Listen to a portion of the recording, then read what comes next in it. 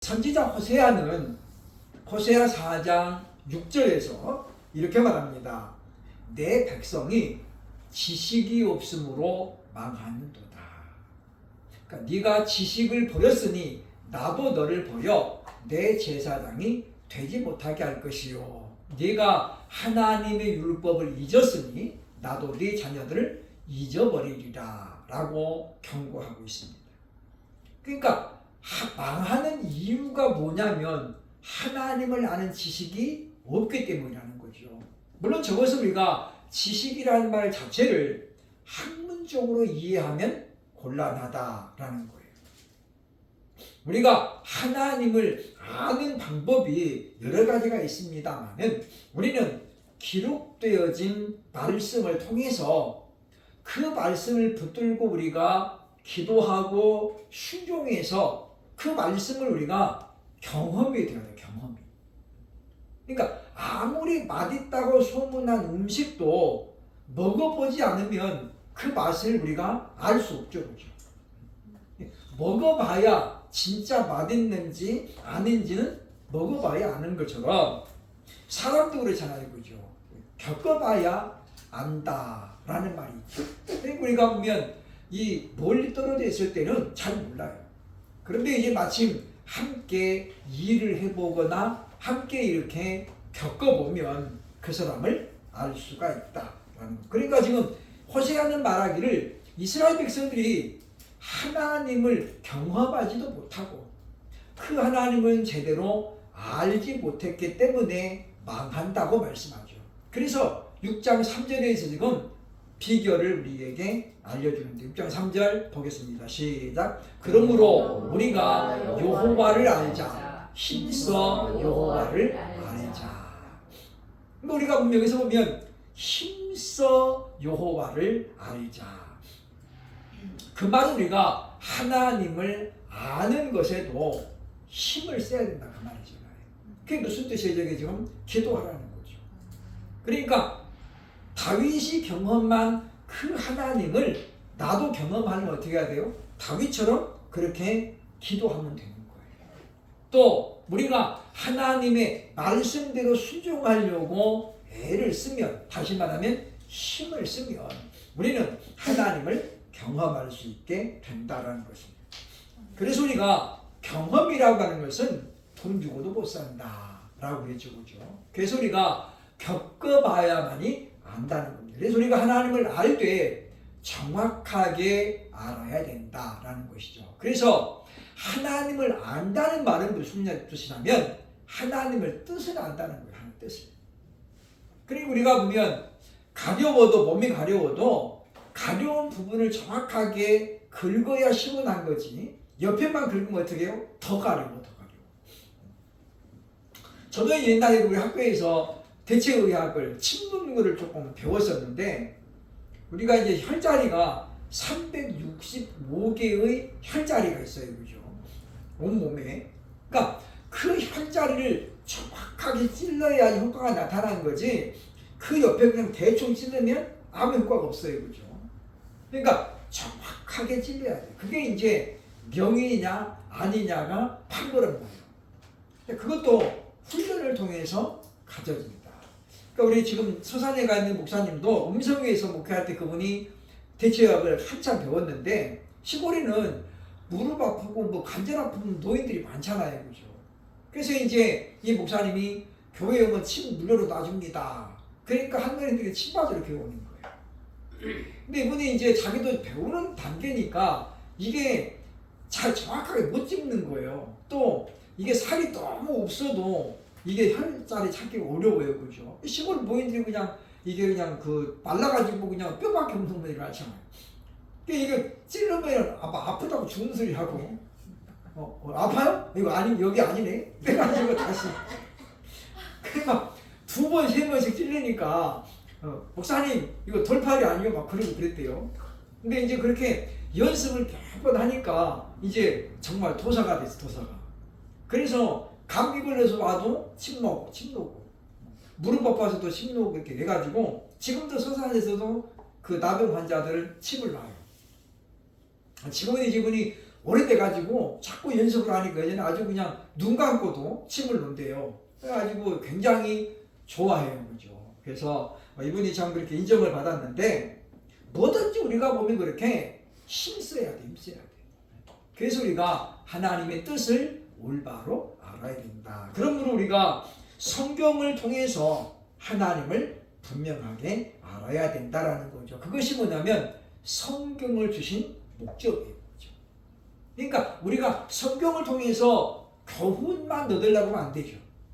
유익한 것만 얻으려고 하면 안 돼요. 그죠? 성경을 통해 우리가 하나님이 어떤 분인가를 경험하려고 애를 써야 된다라는 것입니다.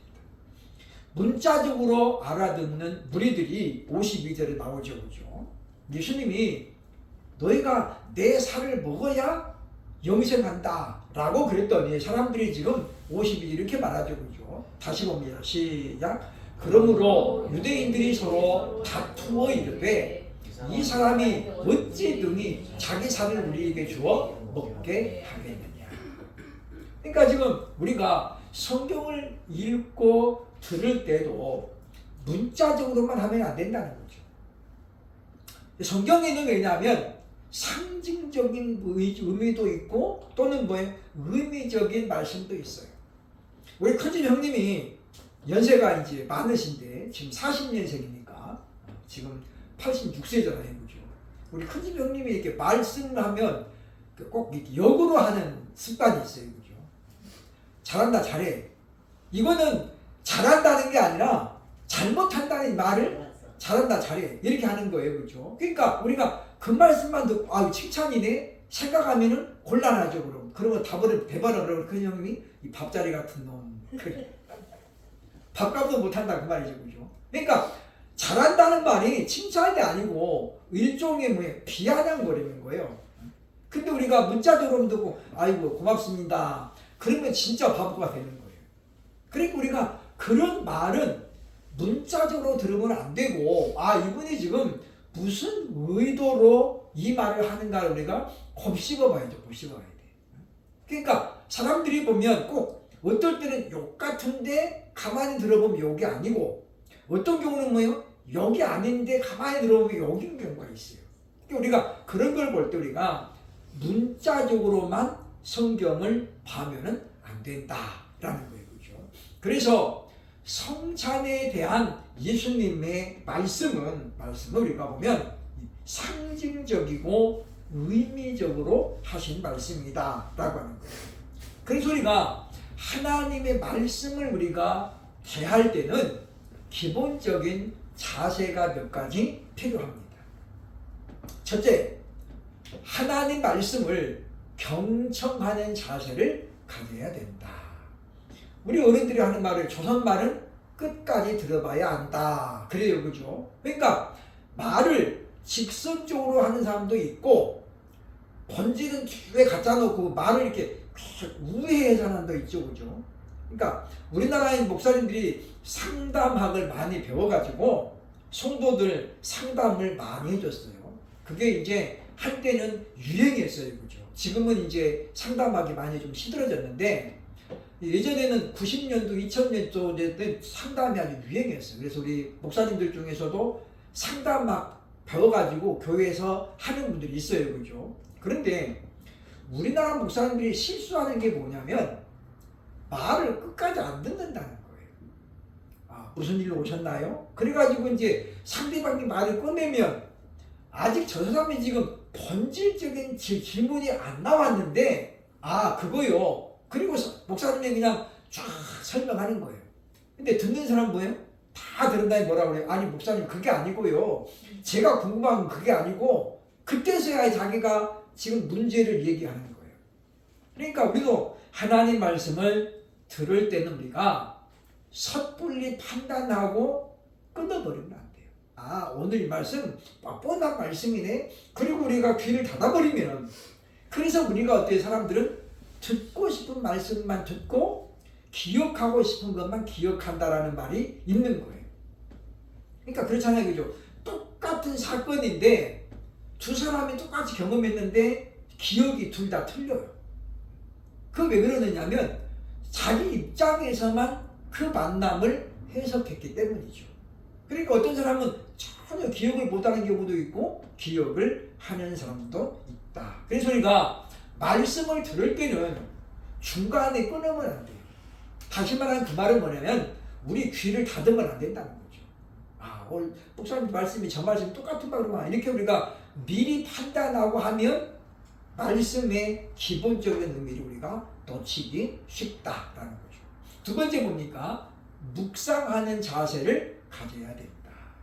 어떻게 묵상해야 돼요? 자세히 묵상해야 된다. 시편 기자는 하나님의 말씀을 내가 아침마다 읊조리나이다 라는 말을 썼거든요. 이게 무슨 이야기냐면 하나님이 주신 말씀을 우리가 계속해서 되새긴다는 거예요. 이게 지금 이런 뜻인가 저런 뜻인가 하고 어떻게 계속 묵상하면서 읊조리다 보면 그 말씀의 진정한 의미를 우리가 발견하게 된다는 거죠. 그러니까 우리가 보면 자세히 묵상해야 된다.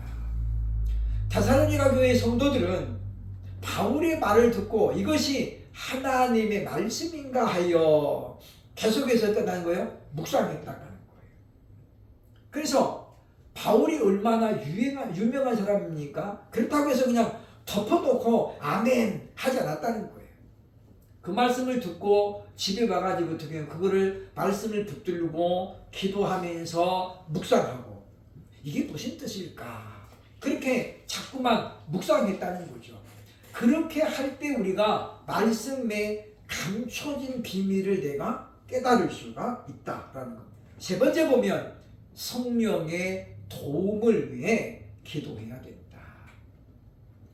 엠마오로 가는 두 제자가 지금 예수님이 십자가에 못 박혀 죽었다는 소식을 듣고 이제 고향으로 내려가고 있는 거예요, 지금. 그런데 예수님이 그들에게 나타났죠. 그래가지고 무슨 일 때문에 얼굴이 근심이 있느냐라고 물어보는 사람들이 예수님이 십자가에서 매달려 죽었습니다. 그 이야기를 하는 거예요. 그래서 예수님이 그때 어떤 구약의 선지자들의 증거를 통해서 메시아가 왜 와야 되고 어떻게 죽어야 되고 그리고 부활할 것인지를 설명을 쭉 해줬어요. 그랬더니 어때요? 거기 보니까 우리 마음이 뜨겁지 아니하냐. 그게 무슨 말이냐면 예수님이 말씀을 설명할 때에 성령이 그들 마음에 어떻게 감동과 감화가 일어났다 그 말이에요. 그러니까 예수님이 당연하게 잘 가르쳤기 때문이 아니라 바로 성령이 그 사람들의 마음에 감동을 하셨어요. 그리고 감화하셨기 때문에 말씀이 그들 마음속에 어떻게 해요? 팍 와닿았다. 그러니까 지난주도 제가 말씀을 드렸습니다마는 찬송가를 그냥 오리지널로 악보대로 정확하게 불러야 은혜가 되느냐 꼭 그렇진 않다는 거예요. 거기에 뭐가 들어가야 돼요? 부르는 사람의 심령의 상태가 들어가야 돼요. 그걸 우리가 이제 진정성이라고 말하죠. 그러니까 약간 좀 거기 틀려도 그 사람이 어떤 믿음으로 지금 부르는가에 따라서 은혜가 되기도 하고 안 되기도 해요. 그렇죠? 그렇잖아요. 그러니까 노래는 가수들이 제일 잘 부르죠. 왜? 그거 직업이잖아요. 직업인데 근데 그분들이 찬송하면 다 은혜가 되냐? 그렇진 않아요. 그렇죠? 그러니까 우리가 그런 건 뭐냐면 우리도 기도해야 된다. 그래서 우리가 성경을 읽기 전에 또는 성경을 우리가 듣기 전에 우리가 항상 짧게라도 우리가 기도하고 설교자가 저도 주일 오전 예배에 제가 항상 설교 직전에 기도를 하잖아요. 그게 뭐냐면 성령님께 도움을 부탁하는 거거든요. 우리가 듣는 사람도 똑같아야 된다. 그래서 오늘 말씀을 하나님 들을 수 있는 학자의 귀를 주시고 또 말씀을 제가 들을 때에 깨닫는 것도 사람의 믿음에 따라 다 달라요. 그죠? 달라. 그래서 네 번째 가르침을 받아야 한다. 사도행전 8장 30절로 31절 보겠습니다. 시작. 빌립이 달려가서 선지자 이사야의 글 읽는 것을 듣고 말하되 읽는 것을 깨닫느냐 대답하되 지도해주는 사람이 없으니 어찌 깨달을 수 있느냐 하고 빌립을 청하여 수레에 올라 같이 앉으라 합니다. 지금 이디오파에서 올라온 간다게 여왕의 국고를 맡은 사람이죠. 지금으로 보면 재무부 장관쯤 되는 사람이죠. 근데 이 사람이 지금 예루살렘에 절기를 지키러 왔다가 이제 예배를 마치고 돌아가는 길이에요. 그런데 이 사람이 지금 뭘 갖고 있는 거예요? 이사야서를 읽고 있는 거예요. 그러면 예수님 당시에 이사야서를 갖고 있을 정도 되면 이 사람은 믿음이 있는 사람이에요. 또 그때는 성경이 보급되기 전이잖아요. 더군다나 이 사람은 지금 이디오피아 내시예요. 이방인인데 어떻게 성경을 그가 구했겠어요? 그러니까 남다른 통로를 통해서 성경을 소장했다는 거거든요. 근데 이 사람이 근데 굉장히 말씀에 대한 애정이 있는 거예요. 근데 빌립에 가보니까 성령의 지시를 따라 지금 가지고 오죠. 광야로. 그랬더니 성경을 읽고 있는데 이사야서를 읽고 있는 거예요. 그래서 물어보죠. 읽는 것을 깨닫느냐. 그때 이 사람이 뭐라고 그래요? 지도해 주는 사람이 없으니 어찌 깨달을 수 있느냐. 그러니까 제가 이제 저는 이렇게 큐티를 잘 권장하지 않아요. 그죠? 물론 우리가 큐티 하는 것은 좋죠. 그런데 우리가 큐티를 너무 우리가 우선순위 두면 안 된다. 왜냐하면 큐티는 내가 온전히 기도하고 그리고 성령의 도우심으로 깨닫는 것을 내가 메모하고 그리고 적용하는 거예요. 그런데 우리가 항상 내가 기도가 잘 되는 건 아니잖아요. 또 항상 내가 기도할 때마다 성령님이 역사하는 건 아니거든요. 그러니 우리가 큐티를 통해서 깨닫는 것이 반드시 성령의 지도를 받았다라고 보기는 어렵다라는 거죠. 그래서 큐티를 오래 한 사람은요, 그렇기 때문에 남의 말을 안 들어요. 자기가 곧 스승이에요. 그러니까 이렇게 되면 뭐냐면 올바로 지금 내가 해석을 하고 있는지 아닌지를 구분할 수가 없어요. 우리에게는 기준이라는 게 기준. 그래서 우리가 성경이 절대적으로 기준이지만은 이 성경이 어려운 내용들이 많기 때문에 우리는 뭐예요? 반드시 지도하는 사람이 있어야 됩니다. 그래서 교회 중심의 신앙생활을 해야 되는 거예요. 그러니까 일본의 유명한 신학자였던 내촌감삼은 무교회주의를 부르짖었죠. 그죠? 우리가 꼭 예배당에 가야 되느냐? 그건 아니다. 집에서 내가 얼마든지 찬송하고 기도하고 예배하면 되지 뭘 그렇게 꼭 예배당을 가냐? 이렇게 이야기를 했습니다만은 그거는 언제 시대냐면 족장시대 이야기예요. 아브라함 때는 교회가 없었잖아요. 그러니까 아브라함은 혼자 예배하는 거예요. 그 아들 이삭도 마찬가지, 야곱도 마찬가지였어요. 그런데 하나님이 모세를 통해서 뭘 만들었어요? 성막을 만들었잖아요. 그러니까 그때부터 예배는 성막 중심의 예배가 되는 거예요. 그래서 하나님께서 이제 솔로몬이 성전을 건축할 때에 말씀하시잖아요. 그죠? 내 마음과 내 눈과 내 마음이 항상 여기가 어디에 지금 솔로몬 성전이에요. 솔로몬 성전. 그러니까 오늘날로 말하면 우리가 성령님을 모신 예수님이 좌정하고 계신 곳이 성전이라는 거죠. 그리고 교회 시대는 이제 뭐예요? 신학 시대는 교회 시대가 된 거예요. 그래서 예배당 중심으로 모여서 그래서 이제 목사를 통해서 가르침을 받는 거예요. 그러다 보니까 누구에게서 배웠느냐가 굉장히 중요해졌죠. 가르치는 사람이 과연 어떤 사람이냐? 그러니까 제가 보니까 목사님들이 많잖아요. 그죠? 그러니까 목사님들이 성경을 보는 관점이 다 똑같은 게 아니에요. 다 달라요. 근데 우리가 듣는 사람이 그래서 이제 골라서 들어야 돼.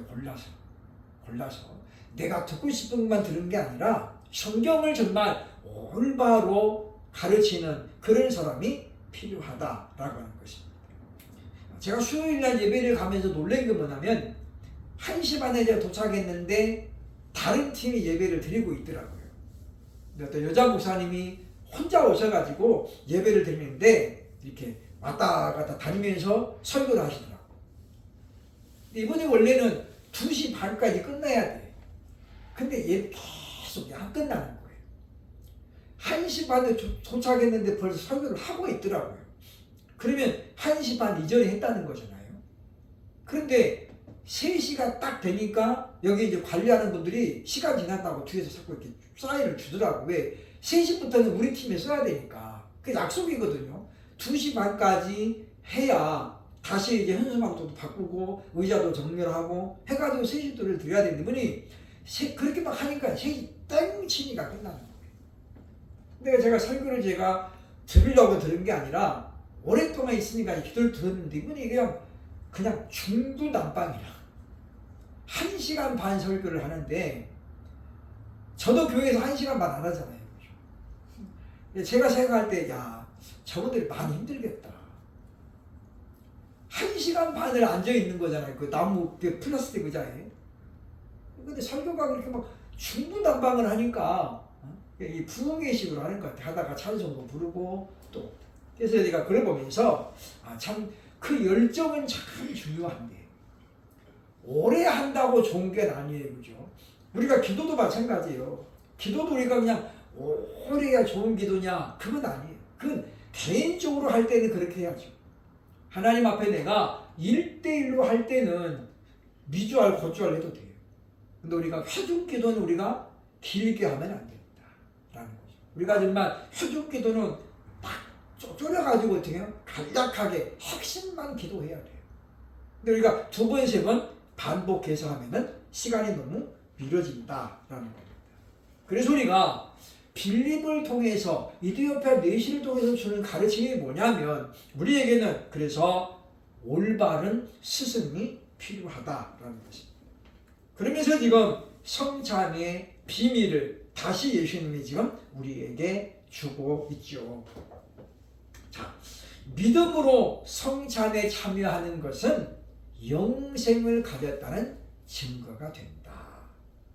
53절 보겠습니다. 53절. 내가 진실로 진실로 너희에게 이르노니 인자의 살을 먹지 아니하고 인자의 피를 마시지 아니하면 너희 속에 생명이 없느니라. 이게 무슨 말이냐면 성찬식을 내가 의도적으로 회피한다거나 의도적으로 성찬을 거부하는 건 뭐냐면 그 무슨 뜻이라는 거예요. 그죠? 너희 안에 생명이 없기 때문이다 라고 말하는 거예요. 그러니까 옛날 어른들은요 축도를 굉장히 사모했어요. 그죠? 우리 시골 교회는 전도사님만 계셨거든요. 그래서 저희 어렸을 때는 축도가 뭔지 몰랐어요. 왜? 전도사님은 축도권이 없어가지고 항상 주일 11시 예배도 어떻게 끝나요? 주기도문으로 끝나. 그래서 그냥 그게 우리는 그런가 보다 했어요. 근데 1년에 딱 한 번 축도해요. 그게 언제냐면 성찬식 하는 날. 그때 전도사님이 못하고 순천에 우리 교회가 시골 교회가 순천 무슨 뭐 동로회인가 선호회인가 거기 소속이어가지고 성찬식 때 그 목사님이 오셔요. 주일 오후 예배 때. 그래가지고 낮에 문답을 하고 저녁에 이제 성찬식을 하거든요. 그러면 그때 이제 목사님이 처음으로 축도를 합니다. 그러면 성도들 아멘 소리가 차원이 달라요. 오늘 축도도 치면 얼마 기다려야 돼요? 1년 기다려요. 1년. 그러니까 아멘이 주기도문 할 때하고 달라요. 축도할 때는 아멘이 그냥 막 찌렁찌렁해요. 그리고 축도를 기다리는 분들이 많아요. 그래서 예배 시간 늦게라도 와가지고 못 받으러 오는 거예요. 축도 받으러 오는 사람도 있다는 말이죠. 그만큼 귀하게 여겼다라는 건데 성찬의 의미가 예수님과 연합이라는 것을 알면서도 의도적으로 피한다는 건 뭐냐면 결국은 생명이 없기 때문에 다시 말하면 뭐예요? 아직까지 거듭나지 못했기 때문이다라고 볼 수 있습니다. 그러므로 우리는 성찬식은 우리가 할 수만 있으면 어떻게 해야 돼요? 열심히 참여해야 돼요. 그래서 54절에 말씀하고 봅니다. 시작 54절. 내 살을 먹고 내 피를 마시는 자는 영생을 가졌다. 여기 지금 가졌다라는 말이 과거 완료가 아니고 현재 시제라고 지난해 말씀드렸죠. 그죠? 그러니까 에케이라는 말을 썼는데 그는 가지고 있습니다. 언제요? 현재 상태라는 거예요. 그러니까 우리가 예수님의 그 성찬에 참여하는 건 뭐냐면 내가 지금 영생을 가지고 있다는 하나의 증거다라는 거죠. 그러니까 뒤집어서 설명하면은 성찬식을 거부한다는 건 뭐예요? 내가 지금 예수님을 아직도 모르고 있다는 거예요. 그 다음에 두 번째, 성찬의 의미를 두 번째는 뭐냐면 부활에 동참하게 된다라는 거죠. 54절 하반절에 보니까 마지막 날에 내가 그를 다시 살리리니 라고 하셨는데 이게 누구냐면 바로 예수님의 살을 먹고 예수님의 피를 마시는 자를 말해요. 다시 말하면 믿음으로 성찬식에 참여하는 자는 마지막 날에 예수님이 우리를 다시 살린다는 거지. 이게 무슨 말이냐면 영원한 부활에 이르게 하시겠다라고 하는 거예요. 나사로도 여기 보면 죽었다가 나흘 만에 살아났죠. 그죠? 근데 왜 나사로가 죽었다 살아나서 부활을 내가 안 그러냐면 나사로는 다시 어떻게 해요? 죽잖아요. 그래서 나사로는 부활한 게 아니라 다시 살아난 거예요. 회당장 야이로의 딸도 죽었다가 살아났지만 그러나 어떻게 나중에 이제 늙으면 죽어요. 그죠? 근데 예수님은 왜 부활이라고 말하냐면 예수님은 다시 살아나가지고 어떻게 해요? 하나님 나라 그대로 부활 승천하셨잖아요. 그리고 지금 하나님 곁에 영원히 살아계시거든요. 그러니까 우리가 마찬가지입니다. 그러니까 우리는 언제 부활하냐면 예수님이 다시 오실 때 우리가 이제 부활해요. 다시 말하면 그때 살아나가지고 어떻게 우리가 영원히 하나님 나라에서 그리스도의 신부로 하나님의 백성으로 살아가기 때문이다라고. 그 온전한 부활은 그때 이제 이루어지게 된다라고 하는 것입니다. 그러므로 우리가 성찬에 참여한다는 것은 그만큼 중요한 의미가 있다라는 우리가 기억을 해야 됩니다. 그 다음에 성찬의 비밀 세 번째가 뭐냐면 성찬에 내가 참여한다는 건 뭐냐면 이제는 뭡니까? 내 안에 주께서 살아서 역사한다는 것을 선포하는 거예요. 다시 말하면 우리가 성찬식을 함으로 말미암아 이제 나는 내 것이 아니야. 나는 예수님 거야. 그래서 예수님이 하자는 대로 해야 되고 예수님이 이끄는 대로 따라갈 거야 라는 고백이 우리에게 있어야 된다는 거예요.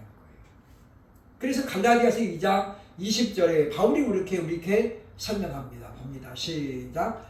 이때가 그리스도와 함께 십자가에 못 박혔나니 그런즉 이제는 내가 사는 것이 아니요 오직 내 안에 그리스도께서 사시는 것이라. 이제 내가 육체 가운데 사는 것은 나를 사랑하사 나를 위하여 자기 자신을 버리신 하나님의 아들을 믿는 믿음 안에서 사는 것이라. 그러니까 성찬에 동참한다는 건 뭐냐면 믿음 안에서 살기로 내가 이제 결단하는 거예요. 그래서 지금 그러잖아요. 그죠? 내 안에 그리스도께서 뭘로 좌정하시냐면 주인으로 좌정하시는 주인으로. 그래서 우리는 이제 내가 나를 위해 살아가는 것이 아니라 주인이신 예수님을 위해서 살아가는 하나의 고백이고 선포의 의미가 있다라는 것입니다. 그리고 우리가 보면 간단하게 보면 빵 한 조각 먹는 그리고 포도주 한 잔만 요거는 그 자체로서 중요한 게 아니에요. 거기에 담겨진 의미가 거기에 담겨진 비밀들이 이렇게 많기 때문이라고 봐야 된다라는 것입니다.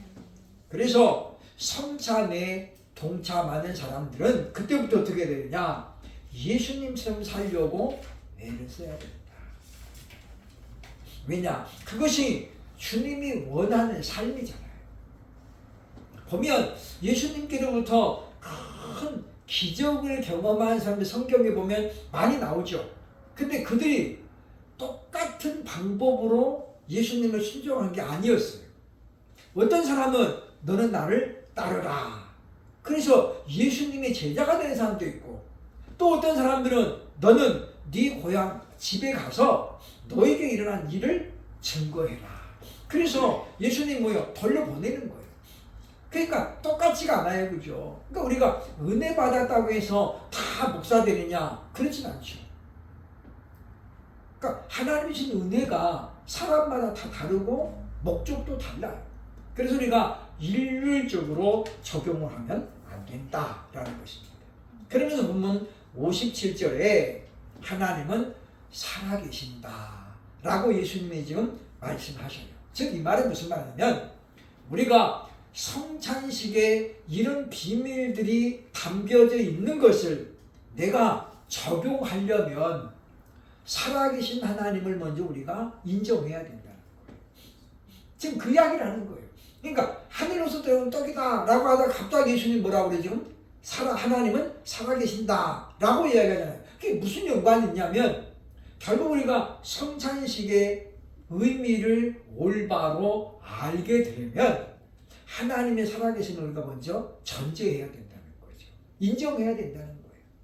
그러면 그 하나님이 지금도 역사한다는 우리는 깨닫게 됩니다. 그래서 구원의 시제가 뭐예요? 현재형입니다. 현재형. 그리고 구원의 시제는 영원하다. 그래서 이제 온건한 칼빈주의자들은 한 번 구원은 영원 구원이 아니다. 왜냐? 하다가 우리가 놓칠 수 있다는 거예요. 잃어버릴 수 있다는 거예요. 그러나 하나님의 절대 주권을 믿는 사람은 뭐예요? 하나님이 나보다 더 막강한 분이라는 것을 인정한다는 거죠. 그러니까 우리는 잊어버릴 수 있어요. 근데 아버지가 어떻게 해요? 끝까지 안 놓고 있거든요. 그걸 우리가 뭐라고 해요? 성도의 견인이라고 견인. 자동차가 주차에 관하면 견인차가 끌고 가잖아요. 그죠?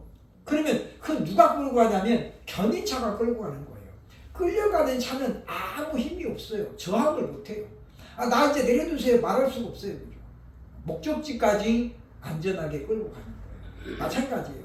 우리가 하나님 손에 다 붙들 바 되면 내가 너를 지명하여 부르나니 너는 내 것이다. 그러면 그 순간부터 하나님 우리를 어떻게 해요? 꽉 잡고 계세요.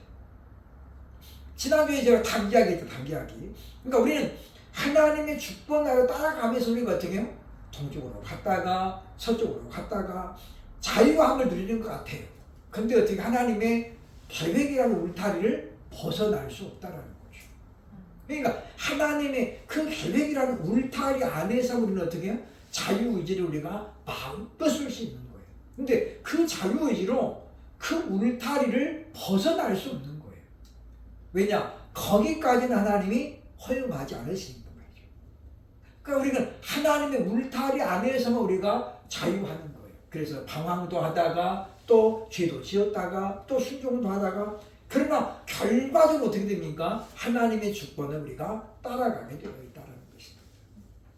그래서 우리는 바로 이 떡을 먹는 자는 영원히 살리라. 왜냐하면 하나님이 살아계시기 때문이다 라는 우리는 분명히 기억을 해야 되겠다라고 하는 것입니다. 그래서 우리는 우리 신앙생활의 가장 기본이 뭐냐면 하나님은 살아계십니다 이거죠. 그러니까 하나님이 살아계시니까 우리가 예배도 드리는 거고 우리가 기도할 때 하나님이 살아계시기 때문에 응답하시는 거잖아요. 그러니까 정성이 모자라서가 아니에요. 그죠?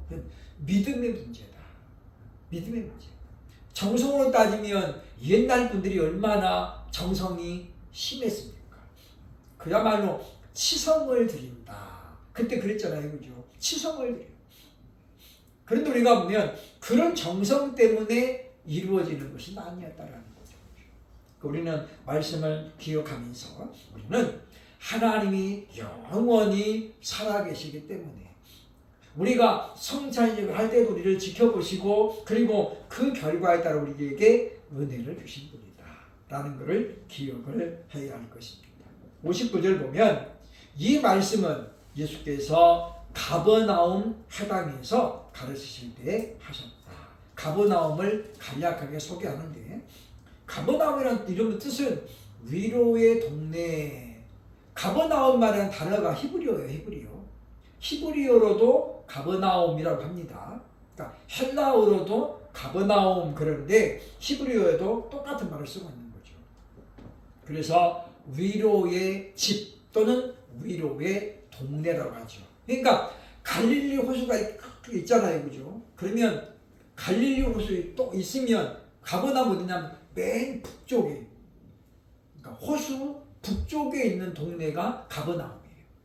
그래서 예수님께서도 이 지역에서 많은 가르침을 주셨는데, 특별히 오늘 성경을 보니까 바로 가르치는 사역에 충실했던 곳이 바로 가버나움이었다라고 이제 성경은 말하고 있습니다.